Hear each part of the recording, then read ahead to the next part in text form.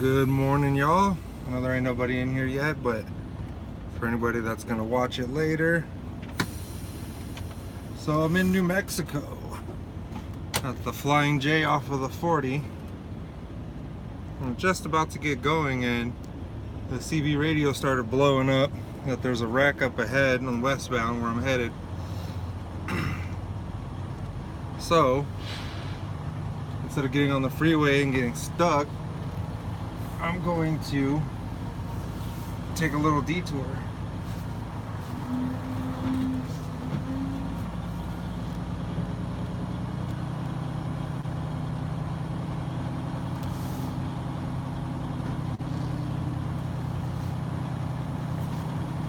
You got the whole road shut down. He's across the road, driver. If you can get off, go north. Get off business 40.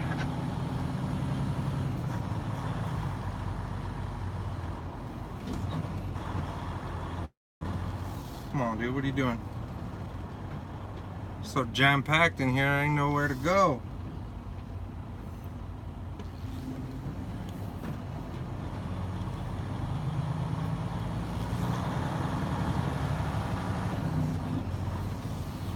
This is a big rig on its side blocking both of the lanes. So they got the highway shut down. So I found a little alternate route. One of the drivers on the CB gave me a heads up. I verified it on the Google map. And so I'm about to head that way now.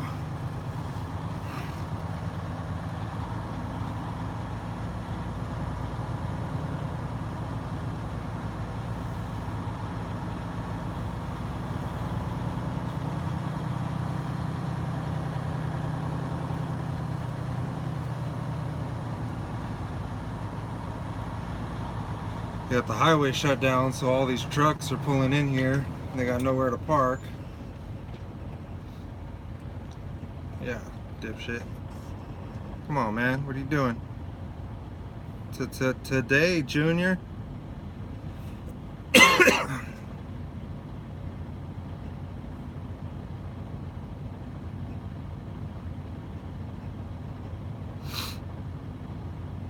Oh, you're killing me, Smalls. You're in the parking space already. What are you doing?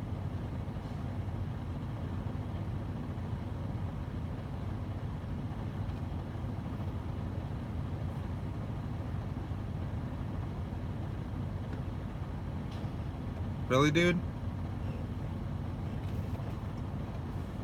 What the fuck are you doing?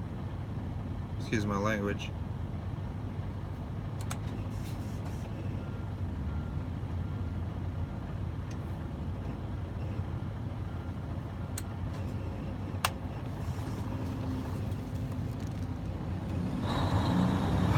Morons.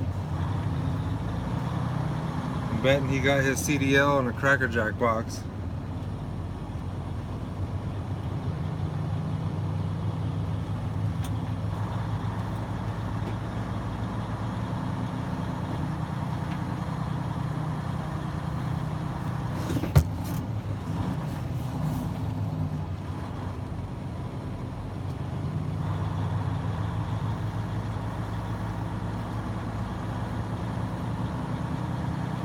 If you're at the Loves or the Flying J and you're trying to get that back route, going back to the 40, getting around that accident, I'm in a dark blue Landstar Freightliner. If you want to follow me, I'm taking the back way around it. Stay at 40 business north or west there. Yes, sir.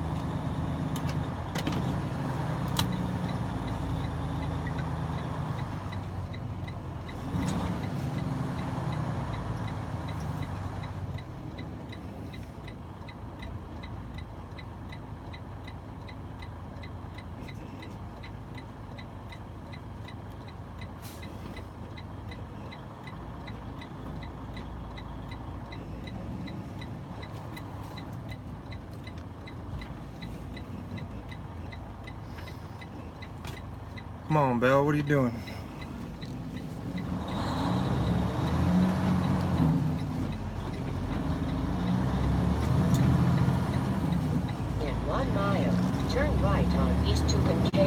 Boulevard.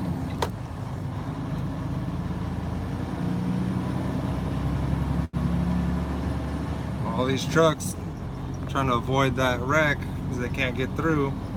They just use their Google map and turn their CB on. They'd have an alternate way out of here. Turn right on But East instead they're all just sitting Boulevard. here.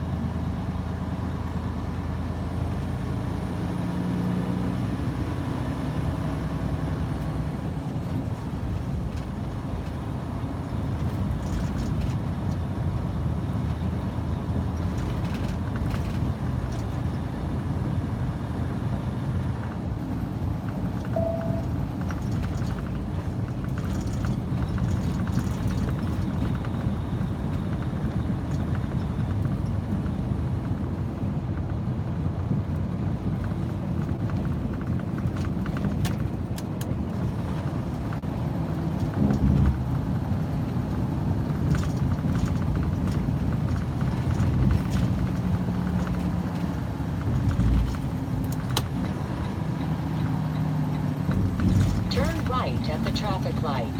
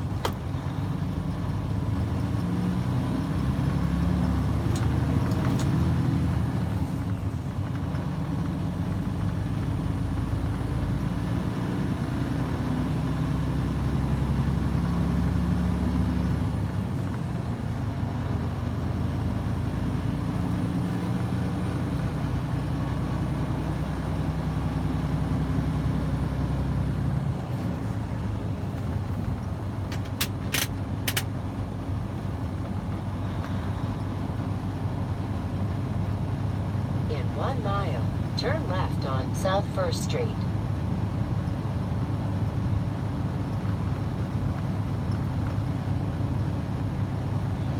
Sorry GPS, I'm not listening to you today.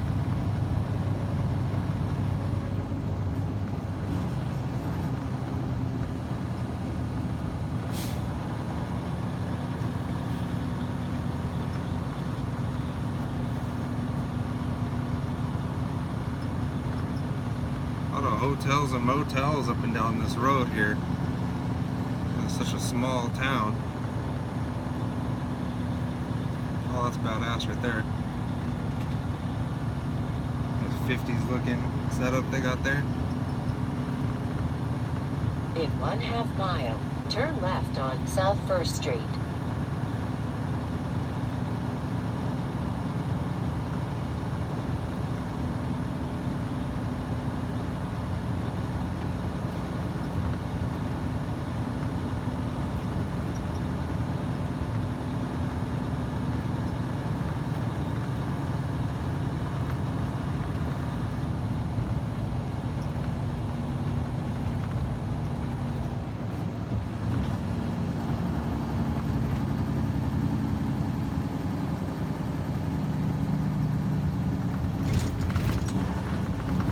Turn left at the traffic light.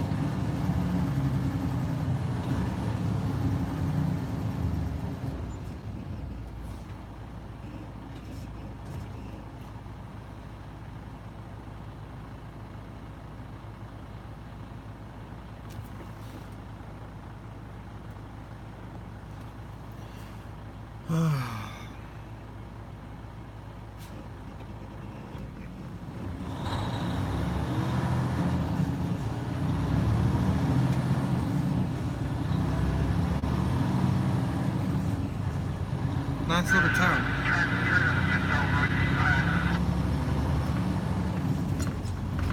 According to my GPS, this will bring us out at about 3.5 miles up the road. That's how we got past that bad backup.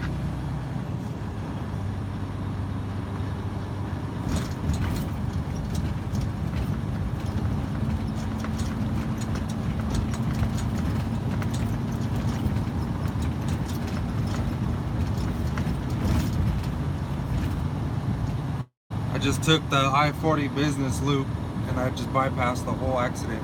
In 3 miles, keep right to I-40 West.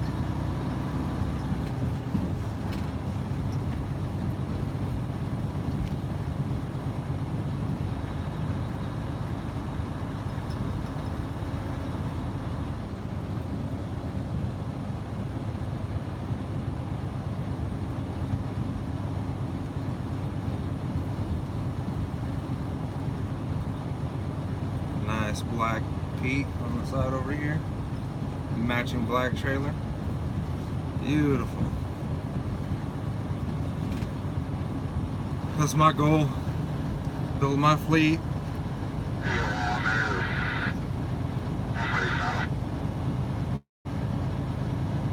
Build my fleet. Get enough trucks so that I can get out of the truck. And then when I get out of the truck, I'm still gonna want to go truck every now and then. So I think at that point I'm gonna get myself a long nose Pete. Since it won't really have to use it too much, I won't have to worry about it being crazy comfortable inside. What's going on, Prime?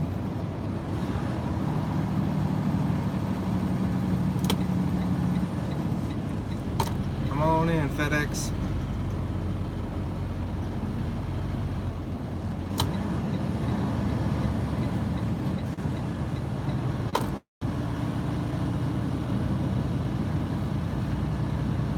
I don't know how Prime drivers do it.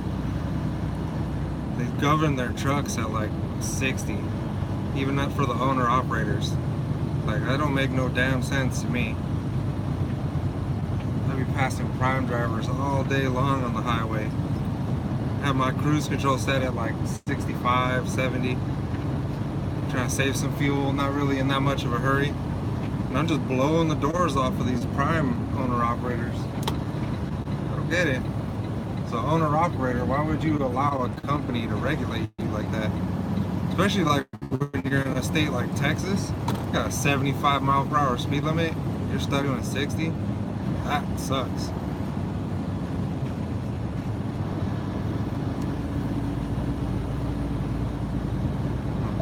Burn down house on the left, sucks. Burn down hotel, wow, sucks.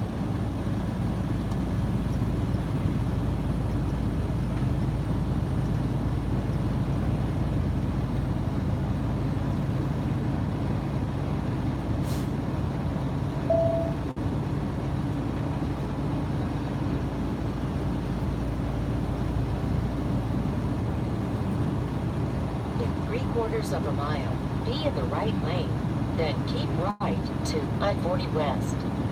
I'm gonna let this live feed run until the battery on my phone dies. That way I'm not fidgeting with my phone while I'm driving. I wish I usually do that. Unless I've come to a stop somewhere, then I'll abandoned Shell gas station. I'm tripped out. Yeah, unless I come to a stop somewhere, then I'll turn it off. I'm gonna let it go for a little while. Battery's probably gonna die. Phone's only at 23%, because I didn't charge it last night. Keep right to I-40 West.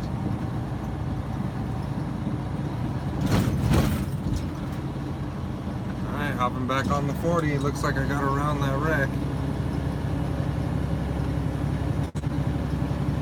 Yeah, it's back behind us. You can see it. A big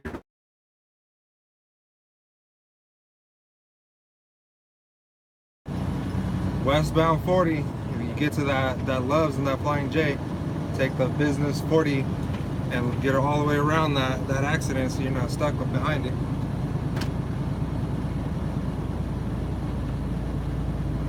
Continue on I-40.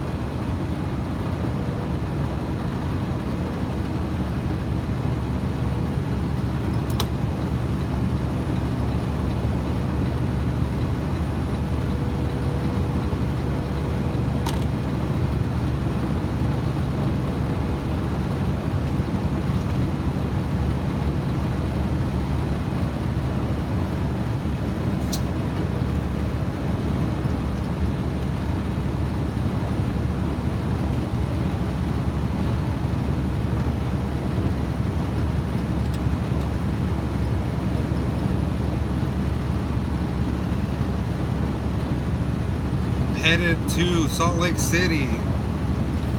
I normally avoid Colorado and Salt Lake City. They usually don't have good freight or any freight coming out of there, and when they do, it's usually not paying a whole lot, and it's usually really freaking heavy. But I'm trying to get back to the West Coast, I'm trying to run up and down the West Coast area for a week or so. But I saw this load. It was paying $5,000 going from Fort Worth, Texas to Salt Lake City, Utah. It was 18,000 pounds. So I said, all right, let's see what we got in Salt Lake City coming out. And I got a load coming out of Salt Lake City. It's only paying $1,500, but it's going from Salt Lake City to Los Angeles, California. So I went ahead and booked the load going out to Salt Lake, pre-booked the load going to Los Angeles, and then I'll just head home for a day or so, do a 34. So I don't have to run on recaps. Do a 34 at home, probably head up to Washington or Oregon. There's some really high paying loads coming out of SoCal going up to Washington and Oregon. And there's some decent ones. They're heavy, but they're decent coming back out, either to Northern California or Missouri, stuff like that. So if I'm gonna try to run up and down the West Coast, just because of this crazy like thunderstorms and stuff that we're having across the country right now. Figure I'll try to stay on the West Coast, try to get as much home time as possible. Plus, in 2 weeks, week and a half or so, me and my wife are headed to Vegas for our 10-year anniversary. Was gonna try to do like Hawaii or something like that, but I don't want to take that much time off, honestly. Like, now that I'm over here at Landstar, I'm making really good money, and so I'm like trying to like run as hard as possible these first few months, so that way freight gets slow. I don't know if it's going to get slow over here at Landstar too, but when freight gets slow, I can pretty much just stay home and not worry about it. Not worry about the truck paying truck from yet. Watsash, I contacted them. They're a little slow in responding, getting back to you. It's just two guys that, I believe it's just two guys that run that company. And so they're usually pretty busy because they deal with all the trucks for Swift and all the other companies that they work with. So they're a little difficult to get a hold of. So I shot them an email. Contacted a couple other places I could lease some trucks from, because I plan to put a team in the truck, so I don't want to buy an older truck and have to worry about it breaking down on them. I'd rather lease a brand new truck, put the team in a brand new truck. I actually have a team lined up already. It's a buddy of mine from Swift and his co-driver, which, I mean, we've been buddies on Facebook for a while, and I see that they can drive. They're really good, they're really smart, they run hard. So I already contacted them, and they're trying to bring them brand new. I'm only probably going to put them on a dedicated account.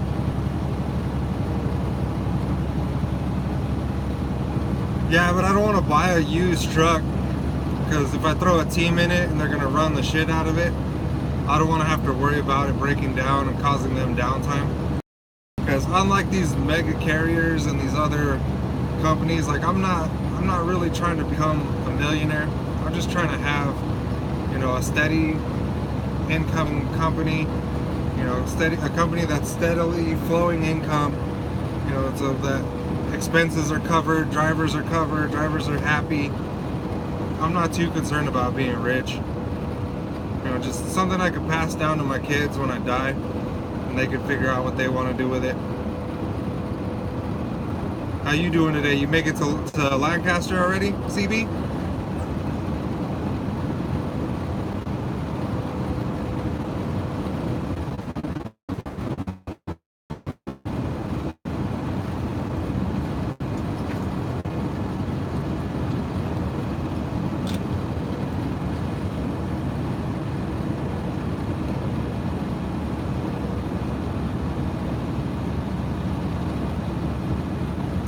Yeah, the weather's crazy. Driving yesterday from Fort Worth, I was up in the northwestern part of Texas, maybe a couple of hours before crossing over into New Mexico, and out of nowhere, like I saw the dense clouds like up ahead, but it hadn't started raining yet, and by the time I got to those clouds, like it just started coming down super hard. I had my wipers on max. I dropped down to like 35 miles per hour because the crosswind was like crazy. I only have, it's like 15,500 pounds in the trailer, so I was getting pushed around a little bit. Nothing too scary where I'd like, oh, I need to pull over, but it was just raining so hard that I could barely even see in front of me, and I was on a little 2-lane highway with the flashers. But yeah, it was crazy for like about an hour, like, and then it started to thunder, lightning. The lightning strikes were like really close to the truck, so I was like, that was kind of starting to freak me out. And then just out of nowhere, I just punched through it, and on the other side, it was like barely cloudy.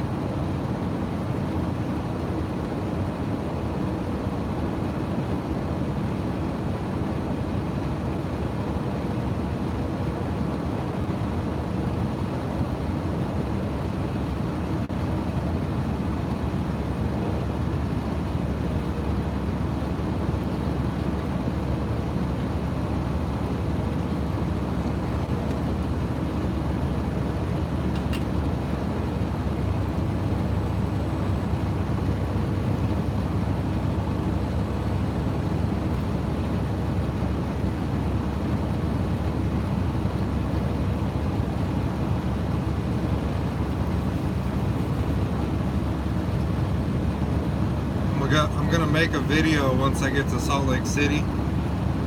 I'll have some free time on my hands. I'm gonna make a video about my experience with Wasatch truck leasing. I was on TRB, the Wright Brothers live stream the other night. He was asking me questions about them. He was telling me I should make a video just because there isn't too much content out there about that company, and they're actually a really good company. Like, they got some really good trucks. They're just hard to get a hold of because it's just two guys, from what I understand, that run the company. At least those are the only two guys I've ever been in contact with. But the dude Mark over there, he's awesome. He made the process from taking the truck from Swift over to Landstar like super easy. It's just the getting in contact part was a little difficult. But the truck is great. I'm super happy with the truck. I'm kind of regretting not just getting it straight through them because of the hassles that I had with Swift. Because I could have got the truck straight through Wasatch, had the payments coming out of my account instead of out of my settlements, and then I really wouldn't even had to deal with Swift whatsoever. I could have just said, bye Felicia. But kind of had a little bit of a headache with Swift and getting them their equipment back. And then I had the security officer or whatever for Swift blowing my phone up for like 2 days talking about I gotta get the truck back. Finally, like, and every time he would call, I'd either be in the sleeper, or like twice he called, I was in the bathroom. He wasn't leaving a voicemail, and if you don't leave me a voicemail, I ain't gonna call you back. So he wasn't leaving a voicemail, he just kept calling me. He called me like 3 times one day, he called me like 4 times the next day. Finally on the 3rd day, like the 3rd time he called, I answered it. And he was like talking to me like I was some like thief and I like stole their truck. And I told him, I was like, whoa, wait a minute. I was like, I leased this truck. Yeah, I got it through you guys, but it's through Wasatch. I've already talked to Wasatch. I've already filled out the proper forms I need to fill out with Wasatch, and the truck's mine. And the guy like was like,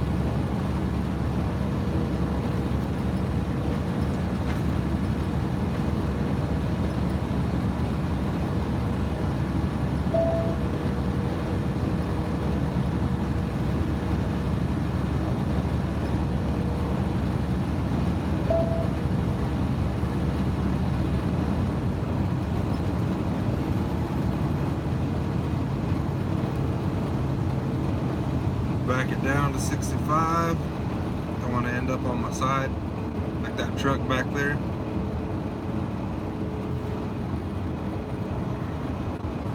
It says reconnecting. I don't know if y'all can hear me. It says I'm live still, and the thing is ticking to the time down or up or whatever. But it's on the bottom. It says reconnecting.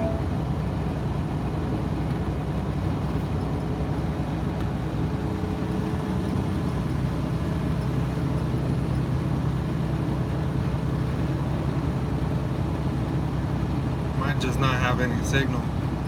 Kind of out here in the middle of nowhere in New Mexico.